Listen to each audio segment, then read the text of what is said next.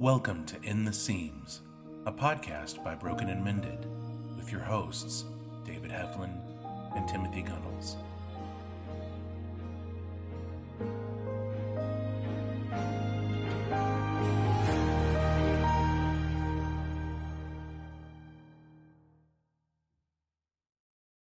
Hello, this is John, the editor here. This is just a bit of an advisory to let you know that later on topics including mental health issues, self-harm, and suicidal ideation will be discussed by the hosts. So if you're sensitive to that and don't wish to listen to that, perhaps maybe listen to a different episode. But also if you or anyone you know are going through these issues, first of all, talk to somebody. You're not alone, and there will be people there around you that will be willing to help. And also, the suicide hotline phone number is in the show description, but please reach out. Again, you're not alone. Okay, now on to the episode. Well, I want to welcome you back to In the Seams, and I know it's been a long while since we've had this show. I'll give you a brief explanation of that, but basically, Broken and Mended has just been very busy, and there's been a lot of urgent things that we've had to take care of ever since the Christian Chronicle article came out in June, and we have seen our ministry grow in the States, but overseas as well. Over 100 different support groups now in Kenya and East Africa, along with a little bit more moderately growing amount of groups here in the States. And I've just barely been able to find time to breathe. As much as I'd love to be able to do this podcast more regularly, it has not been possible for me this past year. So I thank you for your understanding, but I do hope that it can be a little bit more regular with it going forward. And part of the solution that may be to share the hosting duties a little bit, and I'm going to be doing that today.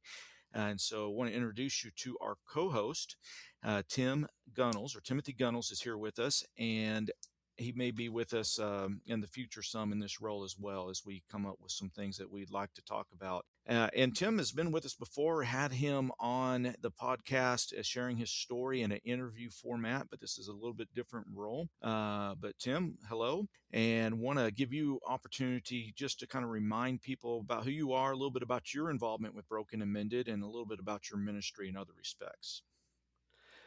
David, thanks for inviting me to be in the chair beside you to co host this important podcast. I've been able to come along on the board with Broken and Mended since first being interviewed, and really am seeing the growth that's happening and excited about that. It's one of those things that's challenging. The reason we're growing is because so many people are struggling. Yeah. So many people are dealing with the issues that we're going to be talking about.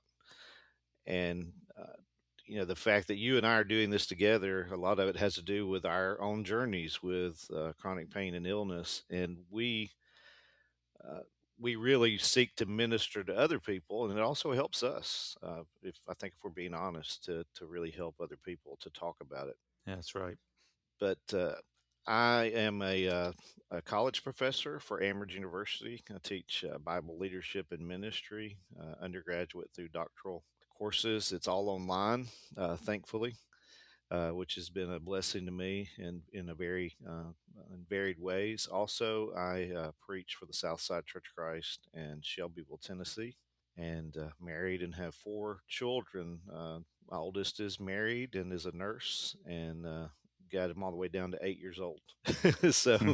a lot going on, and we got some chickens and a dog, and maybe be getting some goats soon. So Oh, wow. a lot of things happening around the Gunnells house and in ministry, and uh, I just want to say a little bit more, just in direct relation to Broken and Mended, since the podcast and since the Christian Chronicle article. I have just been contacted by so many people to talk about things, and a lot of them have been men. And I know that's something we're going to be talking about today. Yeah. Uh, and I can identify with a lot of the things that we'll be discussing, and not just from a personal standpoint, but also from those discussions. So I look forward to this conversation we're going to have, and I hope it's helpful. Thank you, Tim. Yes, and so that's a good segue into talking about or introducing our topic. And we are going to talk about men and really the stigma of chronic pain as it relates to masculinity or feeling manly and those sorts of things. And I want to say if you're one of our female listeners, we certainly don't want you to turn this off. I think a lot of women, especially that have loved ones that also are dealing with chronic illness and chronic pain that are men, desire for men to be able to find more help and for them to be able to open up. And maybe this could also be something you share with them if you listen to this podcast and think it would be helpful to your male friend or loved one, whatever the case may be. But we feel like we need to talk about this issue. And part of the reason is in chronic illness and chronic pain ministry circles, you will find that they are predominantly female. And there's a lot of reasons for that, I think, but it got me to thinking about why that was and why it seemed that men in general tend to avoid a support group like we're trying to do, and even online support groups, even places where the support group is mainly just interacting in social media. You will still find that men don't inhabit those spaces as nearly as much as women. And some of those ministries, and I won't name any names, but they're a little bit, they seem to be more intentionally geared toward women. And I think sometimes that leaves men feeling left out. And so maybe we can bring a little balance to that in Broken and Mended. I think probably predominantly we still have more women than men. In fact, I'm certain that we do involved with Broken and Mended, but I think we're a little bit more balanced than maybe some other ministries in that regard. And I think that's because, um, well, I'm a man and I started the ministry, and Tim, being a man, and we're speaking out about it, and I think that does give an opening for people, other men, to come and speak to us like you just shared, and to share the struggle a little bit. And so, along with our own personal experience, we did a little reading in preparation for this topic. And I'm going to mention those sources, although I'll put the direct links in the show notes, and so you'll be able to go and read these if you want. Fair warning on these first two I'm going to mention; they are lengthy and they're academic, but they were interesting. International Journal of Qualitative Studies on Health and Well-being. The second one was Pain Research and Management. And then we looked at a couple other more informal blogs that seemed to agree with the research, but maybe was not as resourced or as detailed as those. Livethepain.org and pathways.health were those sources. And as I said, we will put that in the show notes. And we'll say thanks to Jim Dow. Jim's one of our board members, and he is our treasurer, but he looked at these articles ahead of time and culled them together for Tim and I to read. So I want to thank him for that. I didn't actually have to go and find these. And there's probably more to read out there for sure, but this was a good start for me. And as I mentioned, two of them more academic, two a little bit less formal, but there was substantial agreement about some of the unique challenges for men with chronic illness and chronic pain. And so, Tim, I'm going to hand it back over to you for just a moment. And I want you to share, if you would, from your experience with chronic pain in relation to being a man, particularly. Have you found it easy to connect with other men over this issue or to share with other men even what you're going through? Or has it been more isolating for you as a man? And I'll speak to my own experience in a moment. David, it has been more isolating. And when I first uh, began dealing with it on a more profound level, I think I shared in the podcast I was on as a guest. I started having pain issues many years ago, but sort of be honest with you, I sort of wrote them off and thought, well, and because they were flares and I didn't understand that concept, and they would sort of come and go, and maybe a month of pain, and then it would just go away for a while, and I was like, well, I don't know, maybe I overdid something, or I even wrote it off as getting older, even though when I was having those problems, I don't think I was old.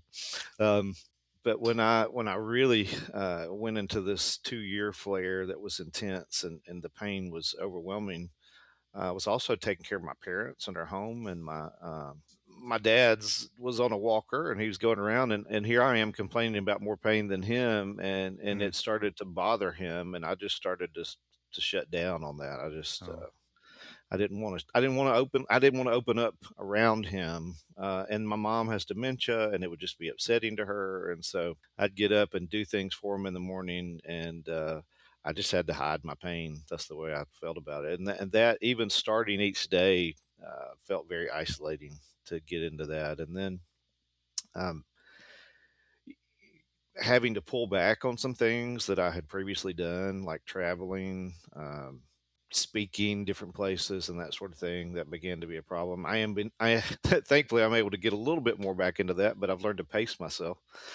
Uh, and this online platforms are a blessing, to be able to do that Sure. and not have to necessarily get on an airplane. But going to church, which has always been obviously a big part of my life, and trying to talk about it if people ask me how I was doing and I'm wearing braces and that sort of thing. And I began to notice people avoiding me that maybe had come and talked to me before. They didn't want to talk about, even though I didn't necessarily want to talk about my pain.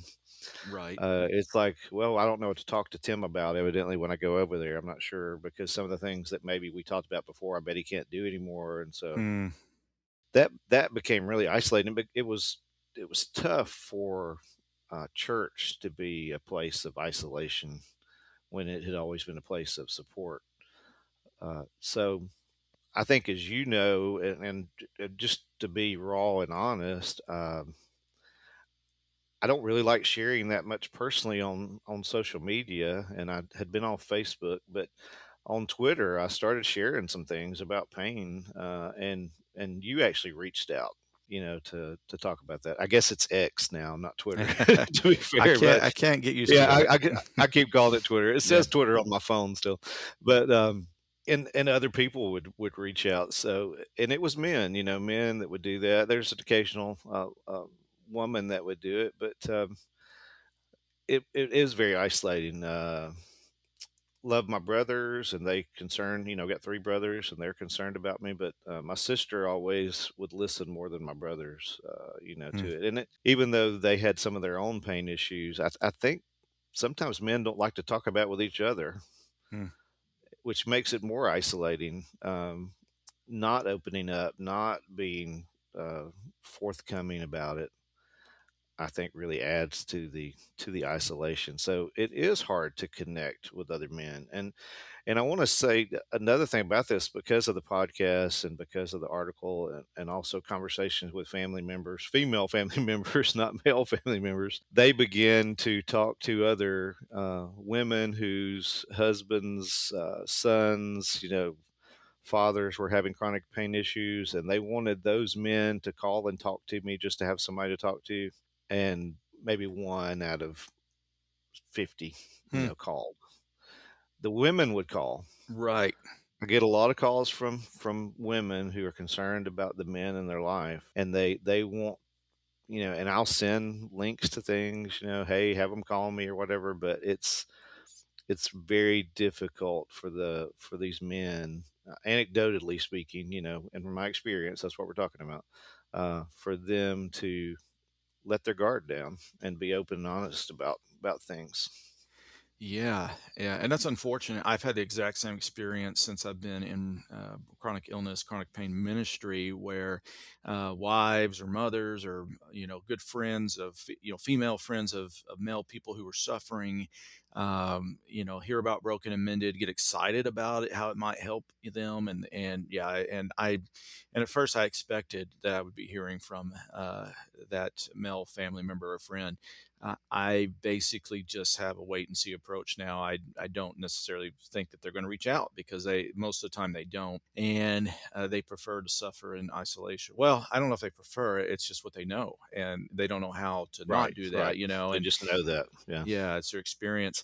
For me, I had one pretty big blessing early on with when I was, first of all, as I think about my lowest point of my struggle, which kind of planted the seed for Broken and Mended, was back in 2016. I felt isolated from everyone. So it wasn't just from men, it just was a horrible time, and I didn't know how to talk to anyone about it. But early on, I had a male friend, a good friend, a church member, older than me, who had suffered with the same disease, ankylosing spondylitis, which is, what I have.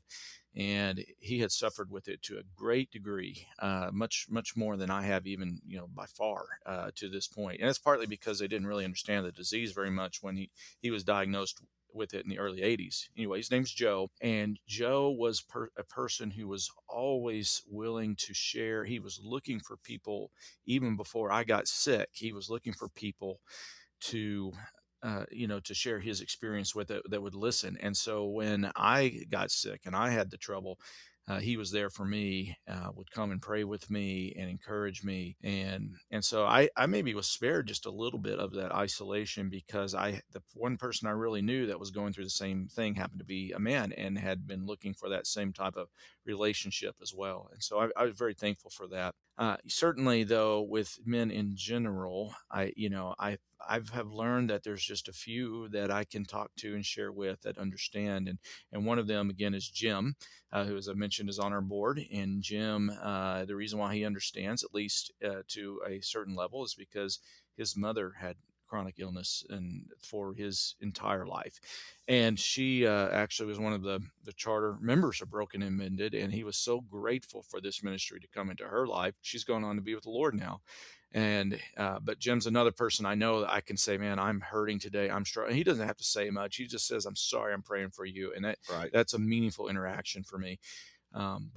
But in general, yes, I've experienced some of that isolation and difficult time, talking to other men about it. And I do think it's because men just, they don't know what to say. And if they have their own problems, they don't know how to talk about it. And yes, it's just a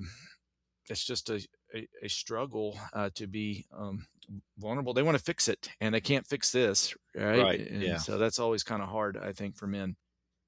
Well, let's move forward here, and talking a little bit about the issue as it relates to male health and male strength with masculine identity, how those things go together. I've got a quote here from one of our sources. It's a really long one, and so I won't repeat the name of it, but it'll be listed in the show notes. Masculinity is embodied through acts and capacities such as physical activity, physical functionality, bodily changes, strength, and endurance. I can think about my experience growing up. A lot of us can, having friendly competitions or unfriendly competitions sometimes with our peers, physical contest, or talking about how much we could bench press or how much we could, Right.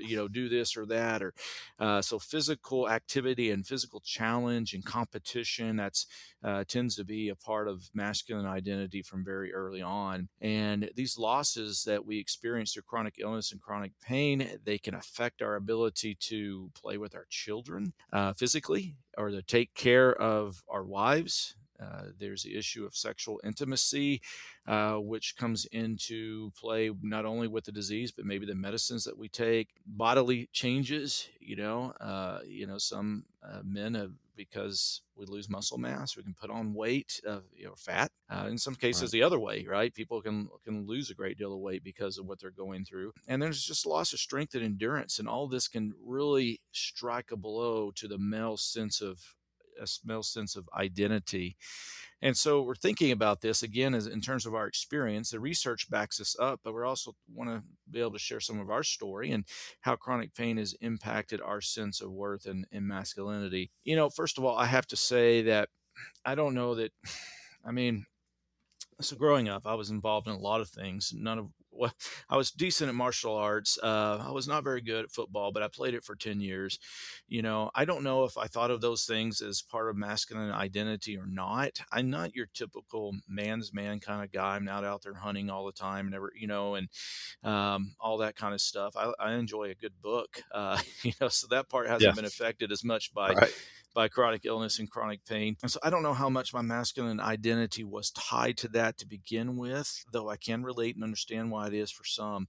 But I will say this: when I first got sick, and it started with a hip injury, and I actually injured both my hips in Taekwondo. I was very involved in Taekwondo. I was taking that with my boys and enjoying that very much.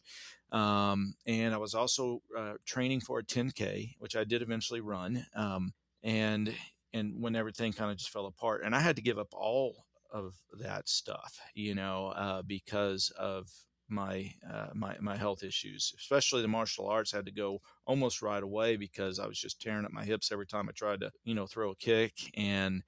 And so that was a big sense of loss and big sense of loss of connection with my boys, that I was hoping to share. My father and my brother and I had taken martial arts together when I was growing up, and so that was something I really enjoyed and was enjoying with them, and that was hard. I think other times too where I couldn't throw the ball with my kids, because my shoulders were Yeah. hurting so bad. That was hard and disappointing. So the financial burdens that I brought to the family as a husband and the father, the provider, was hard. My wife having to go back to work primarily because of my health issues. And so I don't know if I saw it as much in terms of masculine identity, but I certainly saw it in terms of my roles in the family, which are related to masculinity, right? Husband, father, and it made me feel, gave me a sense of guilt as I dealt with these things.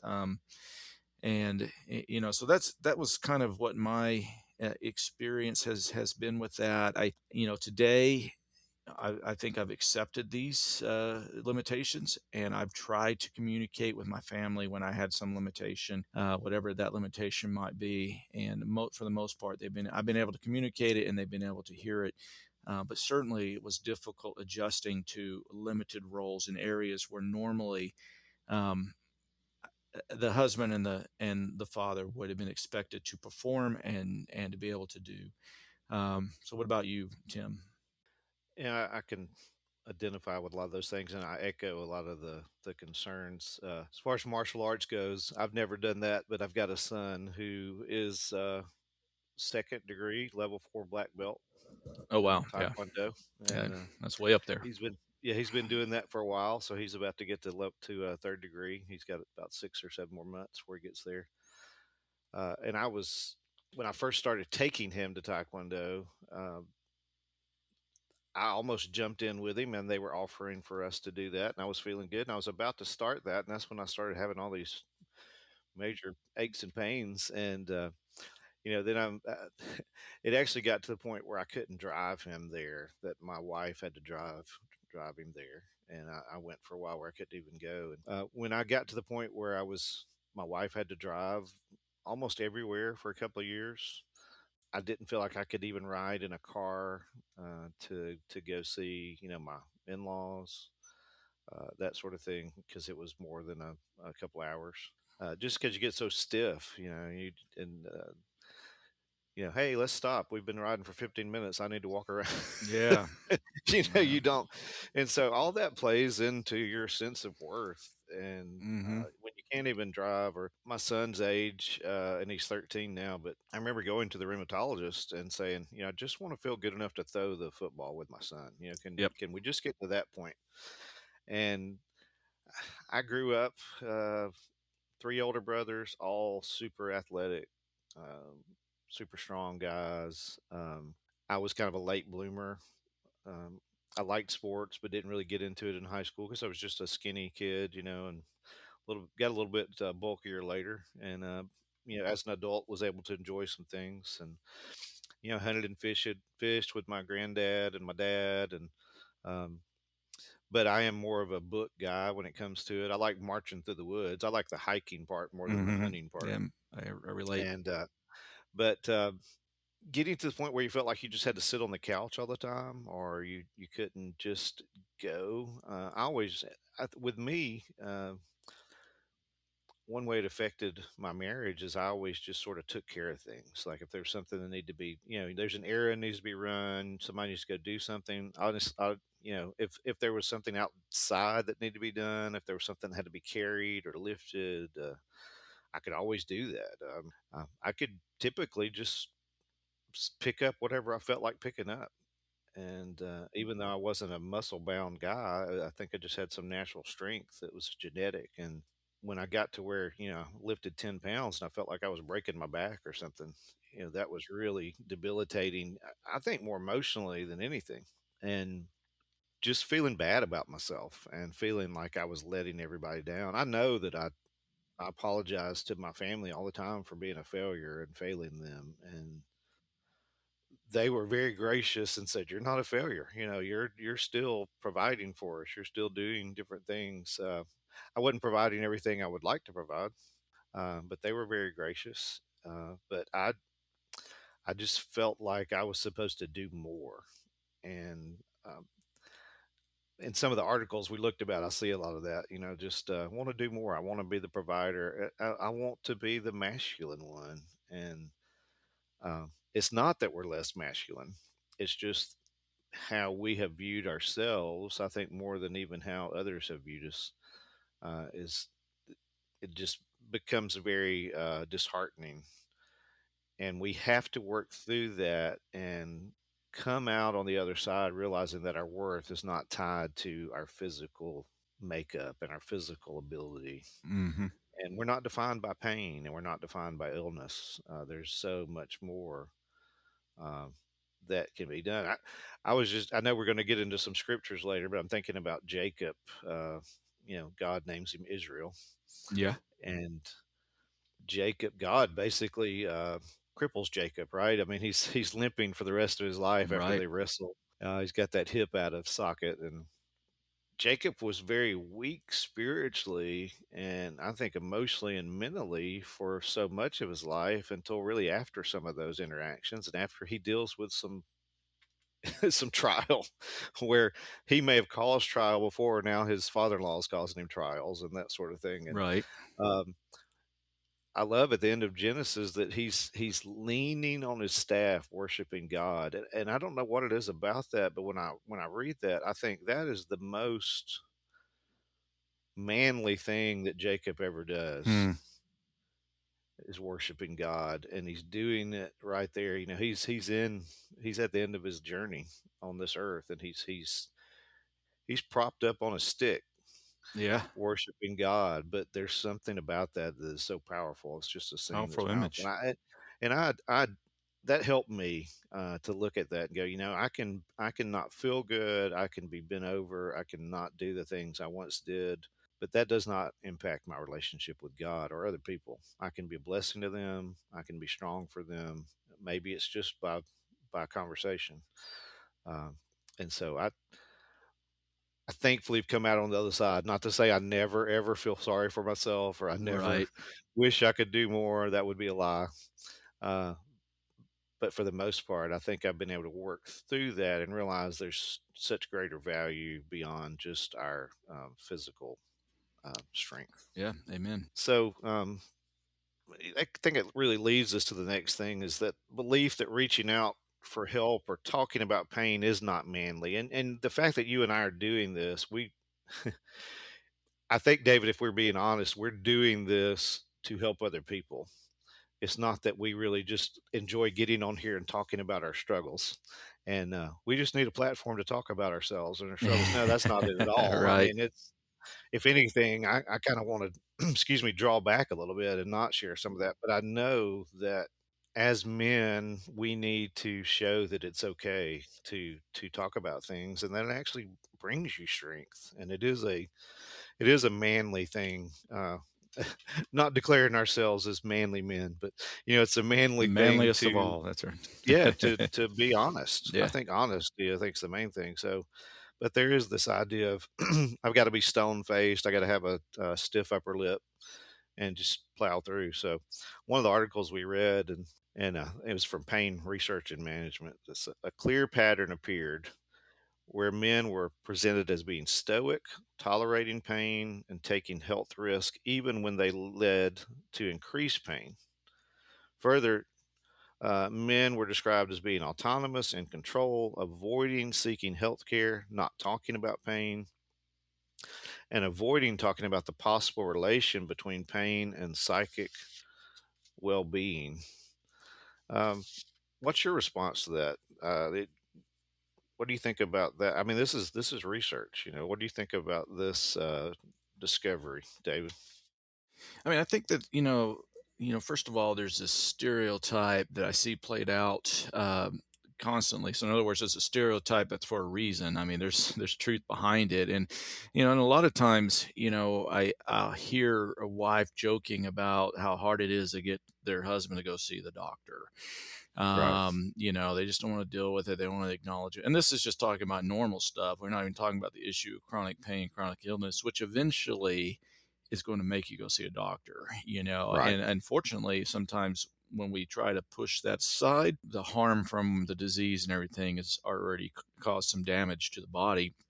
And I've known several stories, like that. It's it's hard for me to say something here, I think, that's unique to what we've been talking about already, but it kind of fits the theme as we're thinking about, the stoicism. And there are some people who just more easily talk about, things than others. And I know my mom and my dad may listen to this, and I don't want to, not shed a negative light on any of them, but just simply say that I'm more like my mom. I've always have been, and more willing to share and be open. And I think that's been helpful to me, over the course of any struggles that I've dealt with. And my dad, again, not wanting to get into his private life because he doesn't share that much about his struggles and Yeah, never we're really just different. Yeah, yeah, he's people are wired very different. different. But my brother, who's an Army Ranger, is just like my dad that way. And my brother deals with chronic illness too. He deals with chronic pain. He's got Crohn's, and he will ignore that for as long as he possibly can until he can't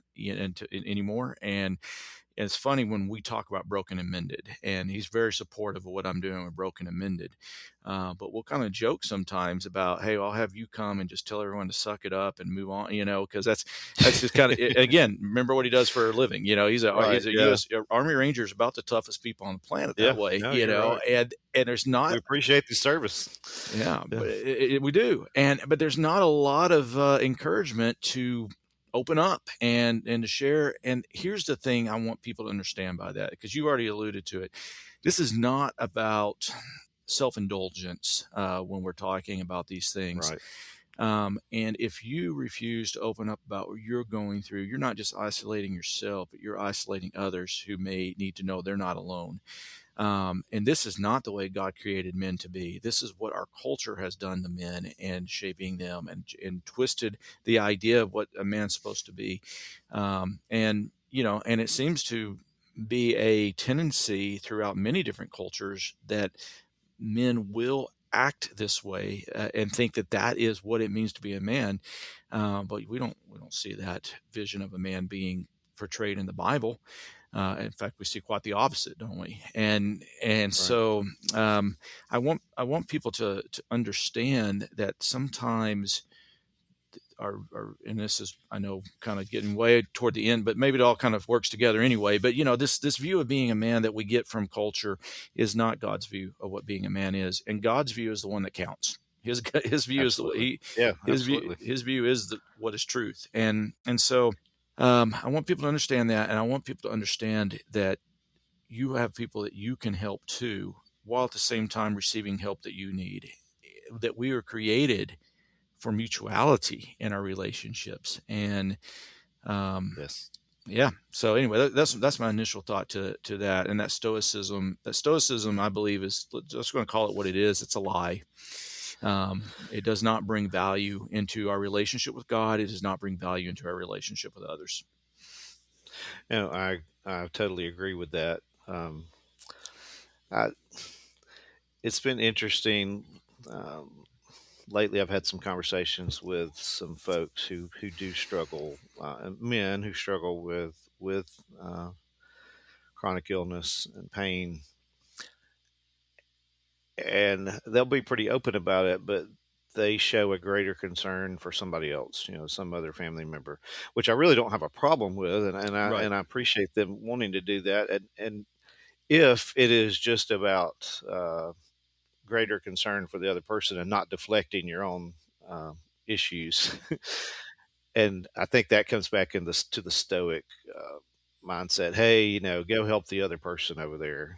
I think we've seen those scenes even in movies where you got somebody who's totally messed up after a battle scene or something, like, hey, go help the other guy. I'm okay, and go back over there, and that guy's gone Yeah. now. Because he didn't get the help, and Right. we have to watch that.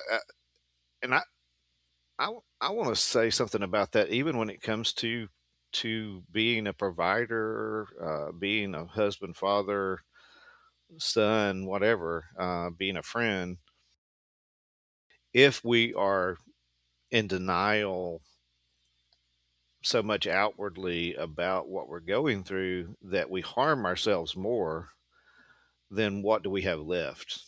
What do we have left to provide? What do we have left to give to somebody else? And so I, I would encourage men who are listening to this podcast, don't hold that in and not be open and honest about it, because we need to teach our children to be honest. We need to teach our children to share. It's not about being a whiner, and I think that sometimes we get oh, you're just a whiner or a complainer. No, that's not what we're talking about. It shouldn't be viewed that way. It should be about honesty, building relationship, trusting, and mutually, helping and supporting each other, for sure. I appreciate you saying that, and I want to kind of move into talking about how this can play out in sometimes a dangerous way, and talk about mental health for a moment. And I'll read a quote again. This is from the Pathways blog, so this is from our third source here. This doesn't only affect physical health, and it's talking about that stoicism. This doesn't only affect physical health; it has an impact mentally. Stress of trying to keep up with their usual role can cause anxiety and depression, in turn fueling the pain and stress cycle. Anxiety about letting other people see their pain can mean that men in this situation felt incredibly alone. And by the way, that becomes a dangerous situation. We'll talk about that risk Yes. factor in a moment. But again, here, so if it's hard enough to tell people that you're hurting physically, I'll tell you what's even harder for a lot of men. And I think this could apply to the general population, men and women, but probably even more so with men because of these factors that we're talking about. But that's admitting to struggling emotionally, mentally. That's admitting to struggling with depression and anxiety. And therefore, if you want to admit that to yourself, you want to admit that to others, then you won't go get, the help that you need. And so, again, I say this not because I enjoy saying it, but because I think it's important for people to know that it is normal, or should be normal anyway, to talk about these things and to get help. I've struggled with depression because of my battle with chronic illness and chronic pain. Yes. And it has been off and on, and sometimes it's better than others. I'm actually in a period right now where it's been a bit worse for these last couple of weeks. I think I know some of the factors that were contributing to it that kind of led to kind of triggering it. Um, and I hate the feeling because it just feels.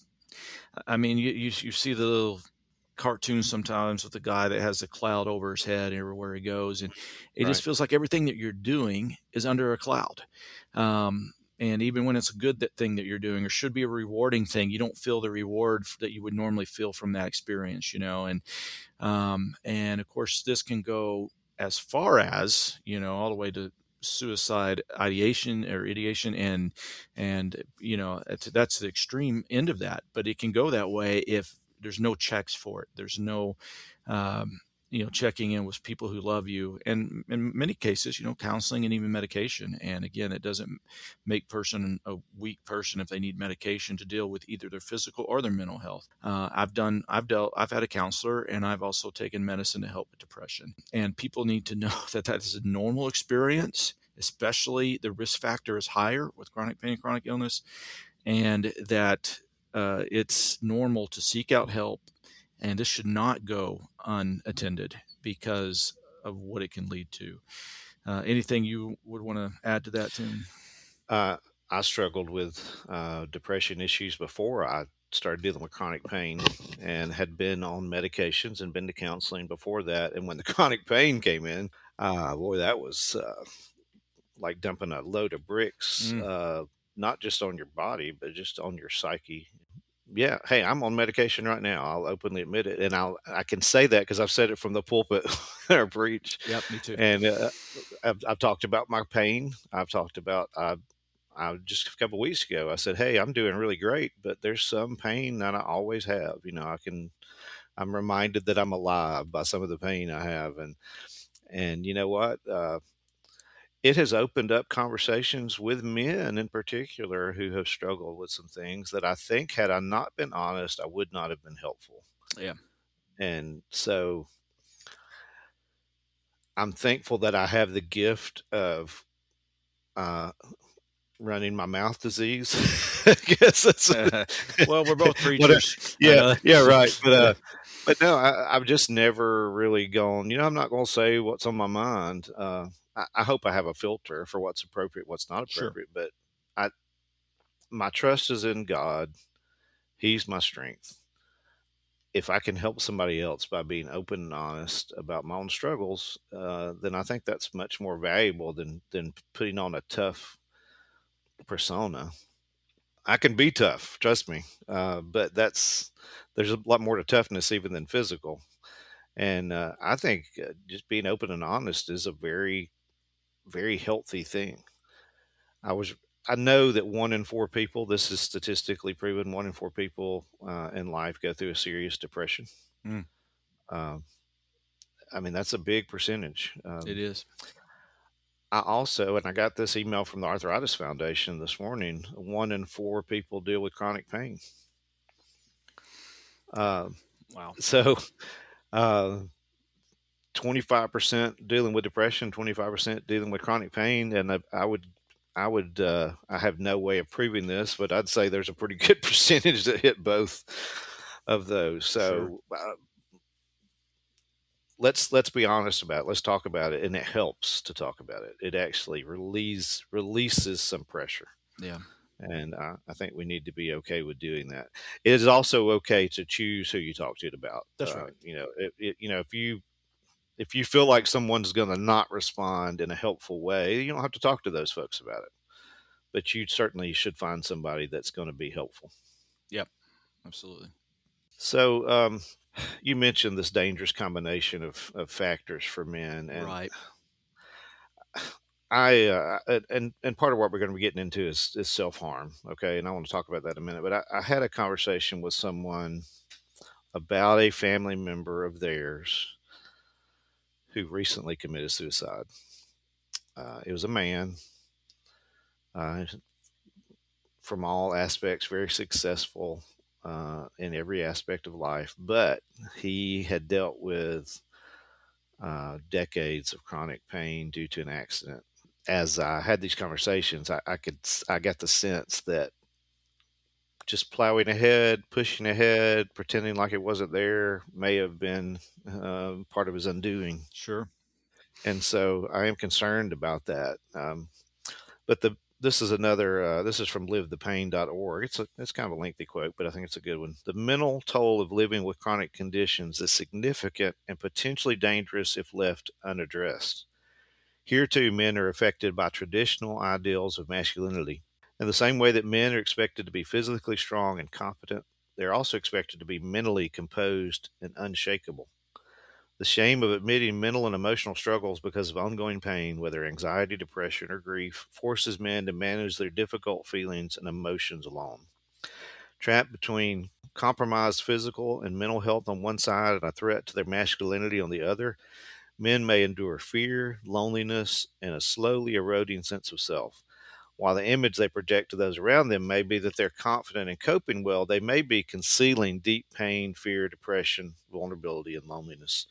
That's really why I mentioned that sad event before this, because to me it just it's an example of this, someone not dealing with it in the right ways, and trying to plow ahead, trying to push ahead, trying to be strong, and trying to put on this face that um, they actually would be stronger. We would be stronger to uh, talk about our whole self, our whole being, and deal with ourself as a complete person with all the things we've got going on, rather than just sticking with that. So, given the already high rates of suicide with chronic illness, protesting masculine appearances can really be a life and death issue. So, how is it that we break this cycle? Well, I want to start first at what we're doing is part of that. What we're doing today, and why David and I are being so open,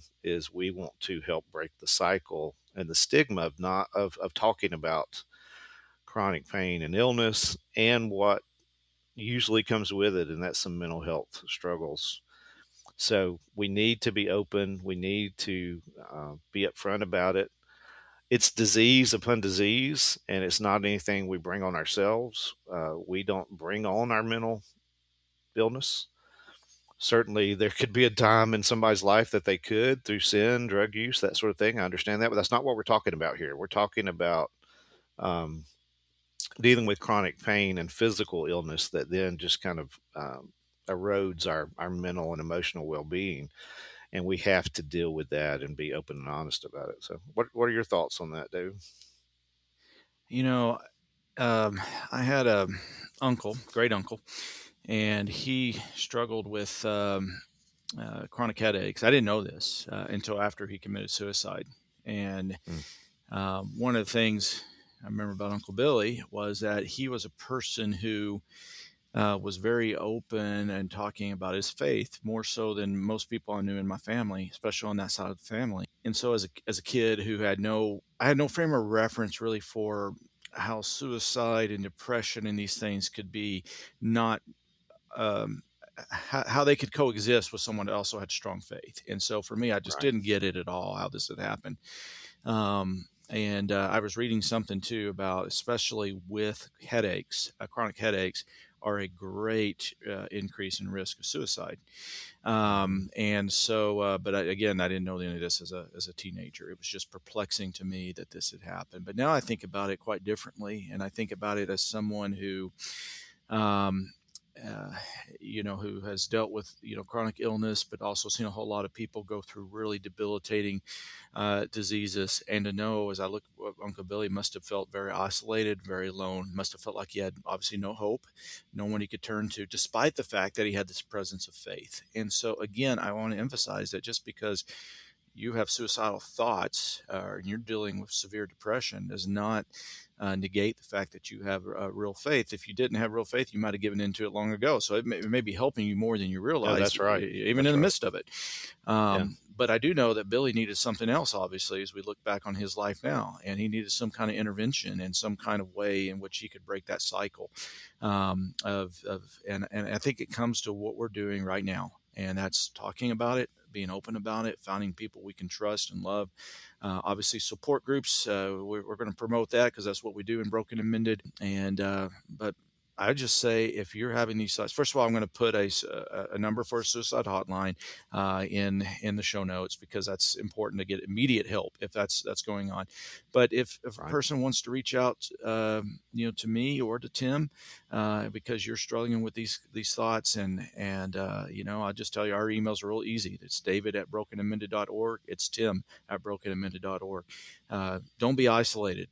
Reach out, and we'll try to help you get connected to a wider group of support. But in the meantime, you can share your story with us, and we'd be glad to pray for you and pray with you if we need to. And so, but breaking the cycle is defeating this stigma that we've been talking about.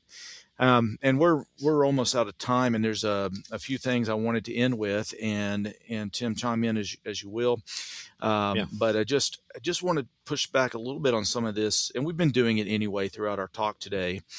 But I want to push back a little bit on this stigma, or this masculinity and identity being tied to certain things that we can do physically, and push back on it from a perspective of what the Bible has to say about it. So just a few reminders.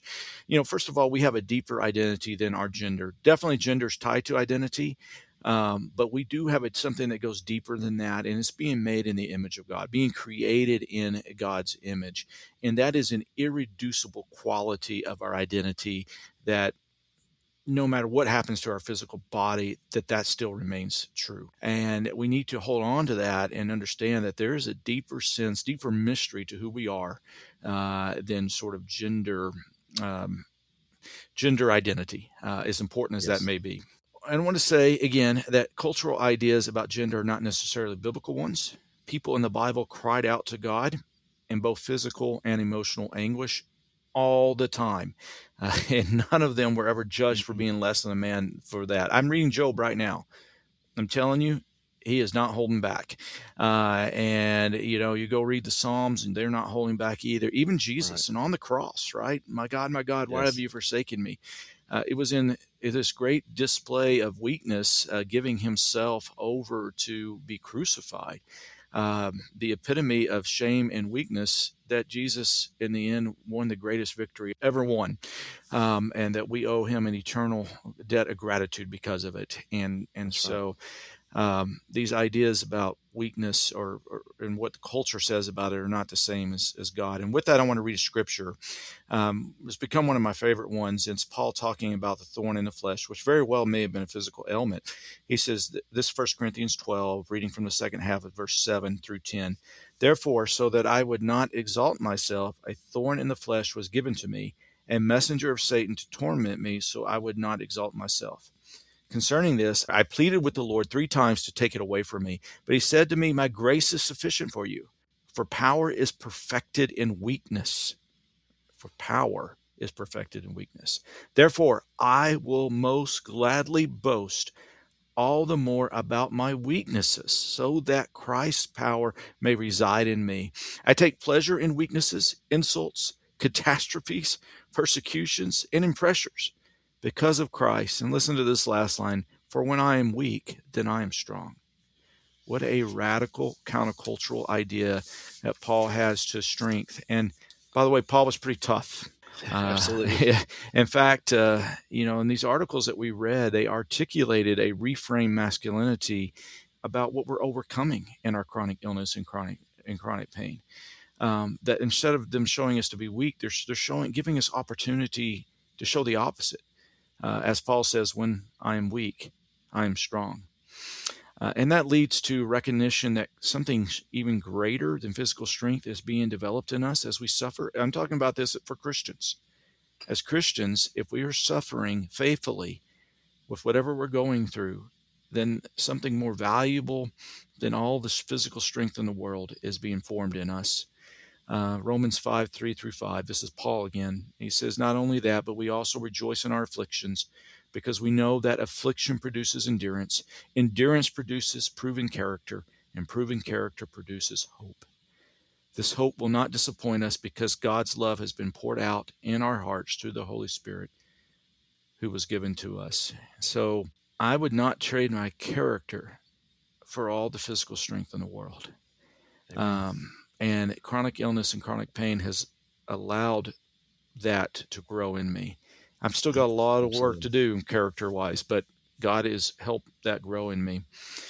So I didn't mean to fall into sermon mode, Tim, but I know you really understand. Anything you want to? I'm identifying with it. So. Yeah, anything you'd like to add as we close here? I would say that, sorry for a little frog in my throat here, but I would say that what you said is exactly right. We can really deal with the greater part of ourselves when we are honest with God, we're honest with each other, and we can grow in ways that actually make us far stronger than we ever imagined. In my faith with Christ, and even knowing that in my pain, God can still find me useful. In fact, He can find me perhaps more useful in ways I never imagined, far beyond anything that's physical. And I thank God for continuing to walk with me, and I know you do as well. And He will walk with all of us if we are open and honest and seek Him. And we want to be here to help anybody who's suffering and just doesn't know where to turn as they're dealing with chronic pain and illness. And we thank you for listening. Yeah, thank you for listening and being with us. Check us out on brokenamended.org. Lots of ways we can get you connected and get you help. Don't let your wife just be the one that's trying to get you help. That's not very manly. So you need to reach out for Yes. reach out for help yourself, and that's okay. And remember this alternate vision that in helping yourself this way, you're also going to be able to help others that are struggling or suffering. And the best thing, I think, as we look to what it means to be a man, and I know this is not particular to men, it's true for women too, but it's just what it means to be a disciple of Jesus is ultimately Right. that we suffer with and on behalf of others through our faith along with our faith in Christ. That is part of our calling and following Jesus, and And that's a greater purpose that transcends all of this and can make some sense out of our suffering. So we got to sign off. And we, again, thank you for being with us. And we hope that this has been helpful to you in some way. So until next time, may God bless you as you continue to walk with Him.